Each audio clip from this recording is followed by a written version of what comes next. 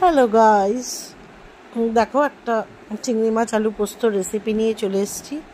কে কে তোমরা ভালোবাসো একটু কমেন্ট করে জানিও।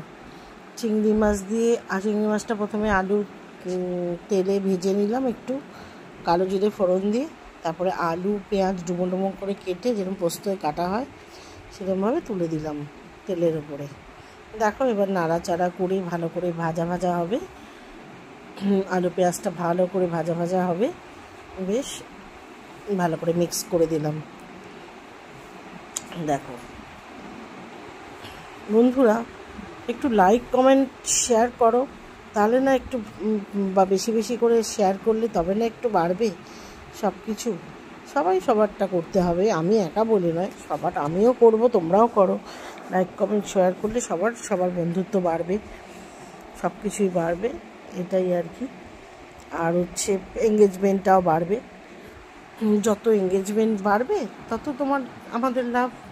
দেখো রান্না করতে করতে নুন হলুদ দিয়ে দিলাম, একটু ভাজা ভাজা ভালো করে হতে থাকছে। দেখো সুন্দর মিক্স করে দিলাম নুন হলুদটা। এবার একটু ভাজা ভাজার অপেক্ষায় রয়েছে, একটু লঙ্কার গুঁড়ো দিয়ে দিলাম। বেশ একটু কী বলো তো, এই পোস্তটা না একটু ঝাল ঝাল হলে খুব টেস্টি হয়, ঝাল ঝালটা খেতে ভালো লাগে। একদম টক ডালের সাথে এই পোস্তটা অসাধারণ লাগে, চিংড়ি মাছ দিয়ে আলু পেঁয়াজের পোস্ত।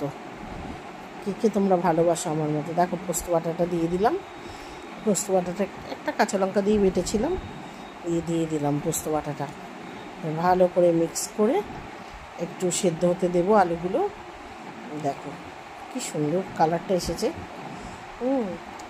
এঙ্গেজমেন্ট বাড়াও বন্ধুরা, সবাইকে এঙ্গেজমেন্ট বাড়াও।